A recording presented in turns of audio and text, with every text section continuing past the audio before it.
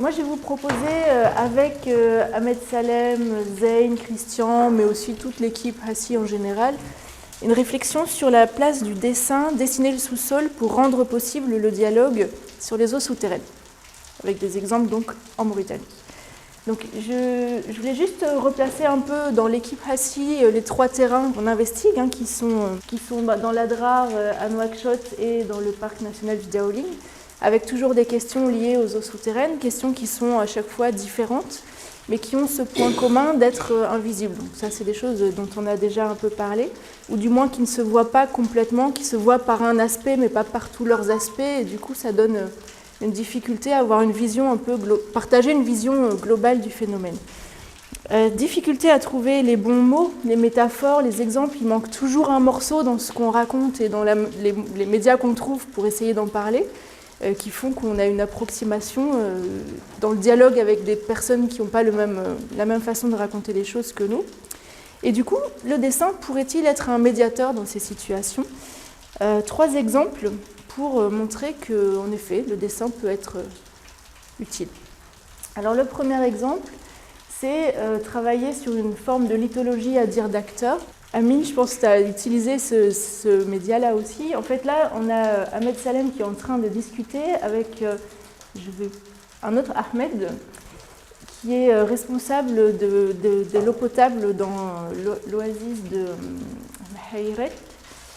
Et donc là, on discute, on essaye de comprendre, puisqu'on est sur un forage, on essaye de retracer un petit peu ce qu'il y a, les différentes couches qui ont été traversées pour creuser ce forage. Et ce monsieur, on a une mémoire très bonne et il est capable de le dessiner. Donc là, c'est le dessin que lui a fait. Et moi, j'ai collé le dessin que j'étais en train de faire en même temps qu'il parlait et que les collègues, parce qu'on était toutes, en fait, on était un bon groupe, que les collègues traduisaient pour qu'on puisse prendre des notes, en fait, avec pas mal des fois, la couche, alors de 6 à 12 mètres, il y a ça, puis à 22 mètres, il y a ça, puis à 18 mètres, il y a ça, puis à la fin, dans le dessin, on ne sait plus trop si on est à 16 mètres, à 18 mètres, ou à 12 mètres, ou à 5 mètres.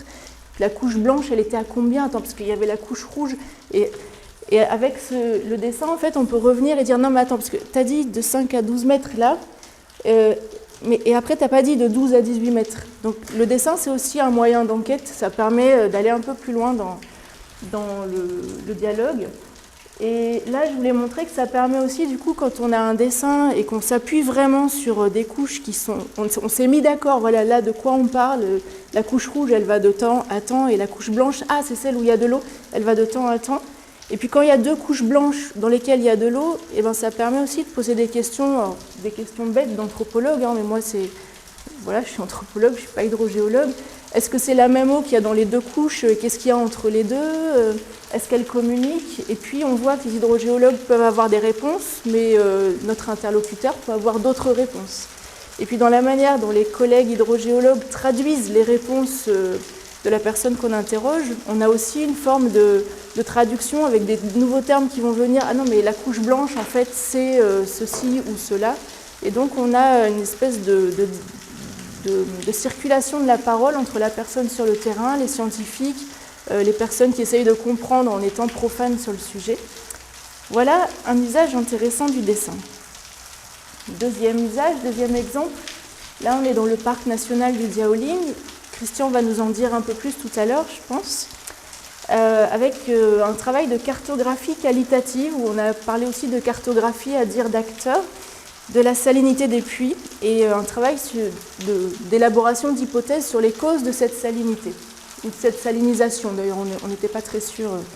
Voilà, donc là, sur l'image, en fait, ce sont deux étudiants qui ont fait leur stage ensemble, Oudou Sall, qui était en géographie sociale, et Dal Emrabot qui était en hydrogéologie, qui ont travaillé ensemble pour aller mener des enquêtes sur des puits et puis discuter avec les gens pour qu'ils puissent expliquer un peu comment, sur la dune de Ziré, là ce qui est dessiné ici, c'est la dune de Ziré, comment les différentes personnes représentent leur territoire et disent alors là c'est salé, là c'est pas salé, là le sel il viendrait plutôt d'ici, il viendrait plutôt de là. Puis ils ont fait ce travail-là avec pas mal de personnes tout autour de la dune. Et pour un résultat, après ils ont comparé avec l'hydrogéologie, mais là je ne développe pas puisque Christian va le faire. Mais sur ce territoire-là, on a fait un autre travail. Donc là, on voit Ahmed Salem en plein milieu d'un groupe d'habitants de la dune de Ziré, pendant un atelier de construction, enfin aussi d'élaboration d'outils de dialogue, où il est en train de travailler justement sur une représentation schématique qu'il a fait à partir des différents schémas obtenus tout autour de la dune, et pour voir un peu travailler avec les différentes personnes en présence qui n'ont forcément pas la même vision des choses, et puis essayer de voir, repérer un peu des contradictions, des choses, regarder, alors lui il dit que là c'est salé, et lui il dit que c'est pas salé, alors c'est quoi en vrai? Et puis travailler aussi sur les causes, puisque chaque acteur, chaque personne aux différents coins de la dune a une vision différente des causes et des processus qui peuvent être en jeu là-dedans. Donc ça, c'était aussi super intéressant de faire ce travail-là. Dernier exemple, donc là c'est pendant l'atelier, un des ateliers que Zeyn a présenté tout à l'heure. On a travaillé, enfin un des ateliers, l'idée c'était d'aller sur le terrain, montrer un peu qu'est-ce que c'est l'hydrogéologie, qu'est-ce que c'est la montée de la nappe et comment les hydrogéologues travaillent et comment ils se représentent les choses, et d'en parler avec les personnes de l'atelier. Bon, l'atelier a fonctionné qu'à moitié dans la mesure où il n'y avait qu'un seul participant. Bon, il y a 2-3 qui sont passés, mais ça a été un peu compliqué, mais en même temps, c'était super intéressant parce que ce participant qui ne voulait pas qu'on le prenne en photo, donc ce monsieur ne pouvait pas se permettre d'avoir une parole publique non contrôlée, donc voilà. Cependant, il s'est prêté au jeu de la discussion, notamment avec Christian. Ahmed avait aussi préparé le terrain.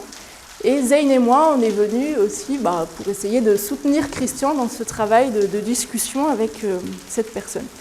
Donc Christian est allé avec son bailleur, son conductimètre, près du piézomètre du quartier. Donc déjà, le monsieur ne savait pas ce que c'était que ce piézomètre qui est là depuis longtemps. Il dit non, mais ça y était pas l'an dernier. Donc déjà, c'était assez étonnant. Et puis, Christian, il a essayé par tous les moyens d'expliquer où est la nappe, à quelle hauteur, quelle profondeur.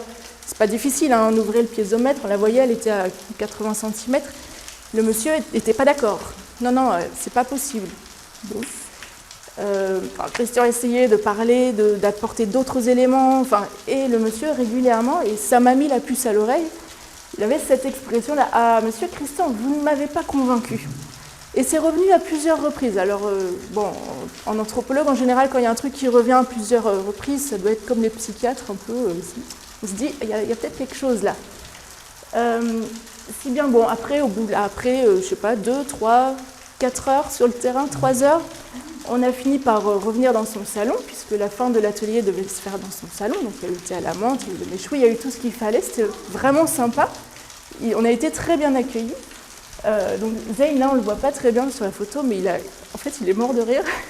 Donc, il montre le schéma que Christian avait préparé avant de venir, en se disant, au pire, j'ai toujours le schéma pour essayer d'expliquer un peu comment c'est le sous-sol. Et puis le monsieur, toujours pas convaincu, jusqu'au moment où il a pris, on avait quand même prévu papier, stylo, au cas où, il a pris le papier, le stylo, puis il s'est mis à dessiner. Il a dit, non mais, je vais vous expliquer moi, en fait, ce qu'il y a là. Au bout de 3 heures de discussion. Et il parlait surtout à Zeyn, il ne parlait plus à Christian. Et d'ailleurs, Christian, il a un peu arrêté de parler à ce moment-là, parce que je crois qu'il était un peu dépassé. Mais donc, il a repris un peu le dessin avec l'océan, le cordon dunaire et l'intrusion saline, on va dire ça. Moi, je l'ai dit comme ça. Il a aussi dessiné sa maison à côté, là.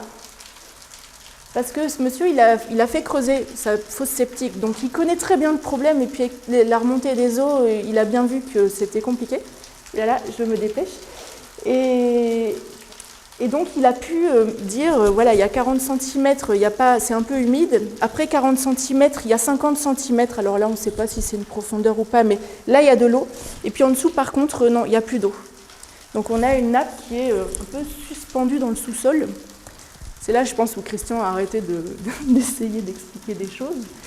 Et donc le monsieur avait dessiné la topographie de la ville. On était un peu étonnés que ça soit à ce point, que ça descende autant, parce que Nouakchott, c'est quand même... moi, je n'avais pas perçu que c'était en pente. Il a dessiné différents points de repère qui sont en fait des carrefours. Il a dit c'est normal qu'il y ait certains quartiers où il y ait de l'eau qui sort parce qu'ils sont dans la nappe. Mais il y a d'autres quartiers. Ah mince, il y a d'autres quartiers. Bah si, il y a de l'eau pourtant. Bon, c'est pas grave. Il a enlevé ce dessin-là, il a pris une nouvelle feuille, il a dit attendez, je me suis planté, je recommence. Il a fait un autre dessin. Et là, bon, il a repris les éléments de départ, sa maison, parce que ça, il en est sûr, il l'a vécu, hein, qu'à 40 cm, il y a de l'eau. Donc il a repris, et puis il a dit, ok, la nappe, elle est là, elle est là, elle est là. Et puis au fur et à mesure qu'il nous décrivait son dessin, et il a commencé à rajouter des éléments de graphique. Il voyait bien qu'il y avait un truc qui n'allait pas dans son explication, puis ça s'est fini en point d'interrogation. Et puis bon, on n'en pouvait plus, ça faisait 5 heures qu'on était là, il était temps qu'on s'en aille. Mais je pense qu'en fait, c'est le moment où le dialogue commençait à être possible, parce que le monsieur s'est rendu compte que ce qu'il avait à dire, il y avait des choses clairement qu'il avait vécues, qu'il avait vues, donc ça c'était juste. Mais voilà. Et en même temps, à ce moment-là, Christian a compris à quel point ce monsieur voyait les choses différemment de ce qu'il pouvait penser. Et du coup, on pouvait y aller avec tous les instruments qu'on voulait. Du moment que ce monsieur voyait les choses comme ça, c'était pas possible qu'il comprenne ce qu'on avait à lui dire. Voilà. Du coup, que permet le dessin ? Donc là, je remercie Zeyn pour son aide sur cette conclusion. Rassembler, partager des informations, des connaissances, des interprétations, éventuellement repérer des contradictions. Exprimer un point de vue par rapport à un phénomène en le matérialisant. Hein. Là, c'est invisible. Là, il y a un moment donné, si on pose les choses sur un papier, ça aide. Partager des savoirs, donc aussi du pouvoir. Le savoir, c'est du pouvoir. Entre chercheurs et citoyens, voilà, le dessin peut permettre ce genre de choses. Et puis, rendre visible ce dialogue science-société qu'on essaye de mettre en place